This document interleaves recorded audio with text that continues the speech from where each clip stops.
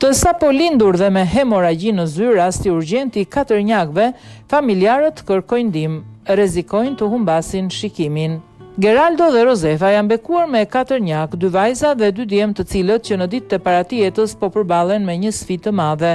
4 foshnjat kanë nevojë urgjente për t'u dërguar për operacion jashtë vendit, pasi rrezikojnë të humbasin shikimin përgjithmonë.